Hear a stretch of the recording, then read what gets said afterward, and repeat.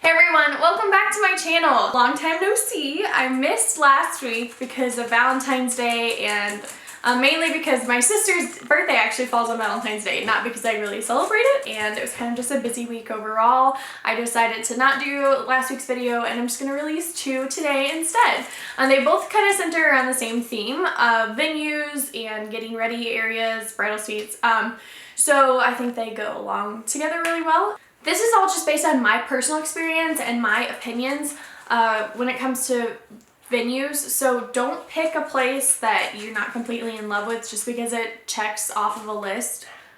Make sure you are completely in love with your venue before you're booking it, even if it's not perfect with what I'm saying today or with what anyone else says. The most important thing is that you like your venue or love your venue. So number one is to ask your venue about photography restrictions. So ask them if they have an area of their property that's off limits during your wedding day to the photographer or you to use. Ask them if they have a certain part of the venue that's off limits. Some venues have an area on their property that you have to pay an extra fee to get to photograph on, so make sure you're aware of that. Mainly just because your photographer needs to be aware of that before the day of. You don't want to get there, they fall in love with the spot, can't do it there because there are restrictions, or not know about the restrictions at all, your venue didn't tell you, and then there's a whole mix-up. It's better to just ask beforehand to make sure on the photography restrictions.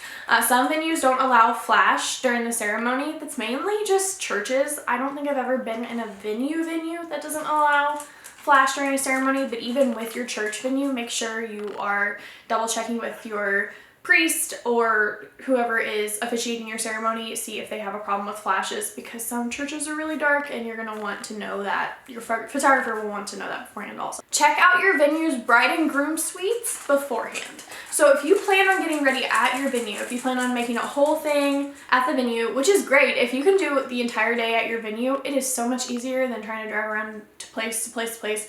Either way it works, but whole day at the venue kind of is like music to a photographer's ears.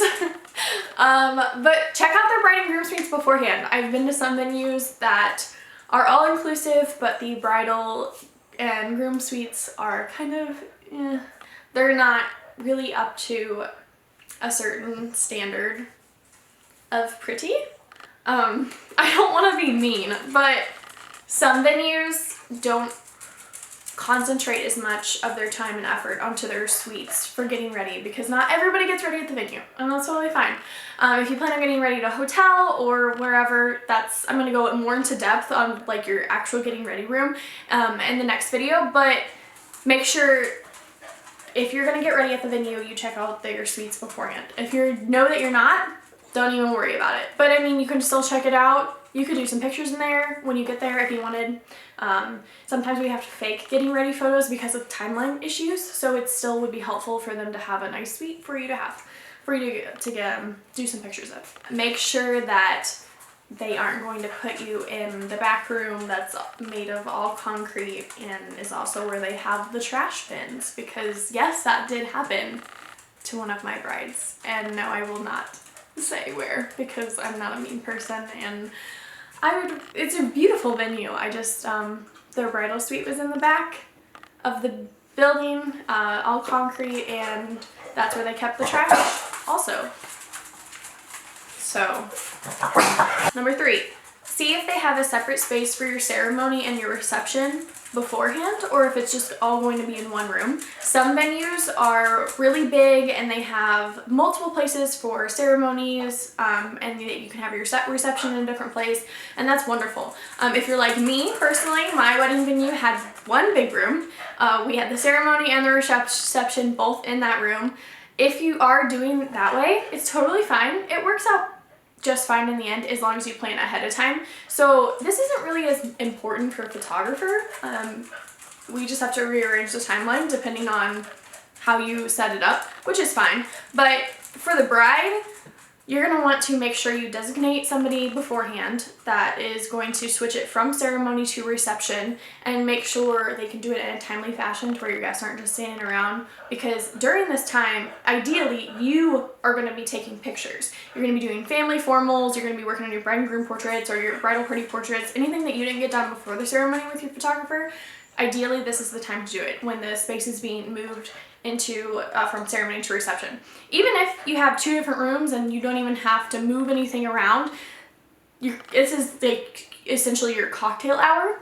So if you do have that problem where have that situation where you have to have one room for everything, just make sure you designate someone beforehand and fit it into your timeline to where everything's gonna work out.